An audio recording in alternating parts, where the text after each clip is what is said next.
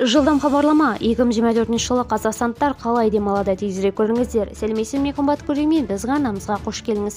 Әлемде және Қазақстанда болып жатқан жаңалықтардың біріншілерден болып біліп отырыңыз келсе, арнамызға жазылып лайк басуды ұмытпаңыз. 2024 жылы қазақстандықтар қалай демалады?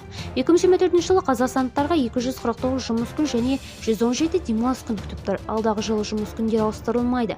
5 күн жұмыс істейтіндерге арналған күндізбе.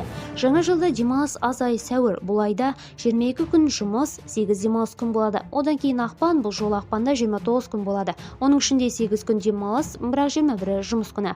Қазақстандықтар наурызда жұмыс істейді. Бұл айда барлығы 17 жұмыс күні және де 14 демалыс күні болады. 2024 жылғы ең ұзақ демалыс қаңтар және наурыз айларында болады. Жаңа жылға орай 2023 жылы 30 және 31 желтоқсан қосқанда 4 күн демалыс болады. Наурызда 8 наурызға орай қатарынан 3 күн демалыс күн және наурыз мерекесіне орай 5 күн демалыс күн болады.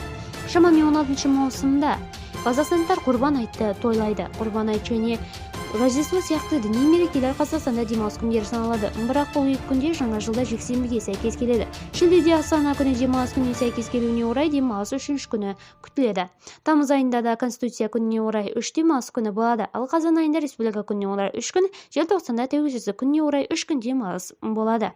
Видеомыз кеңінен таралу үшін және барша қазақстандықтар тезірек көріп хабардар болу үшін видеомызға лайк басып, жақындарыңызға таратуды ұмытпаңыз. Алайда жақсылық тарату оны жасаумен тең екенін ұмытпайық.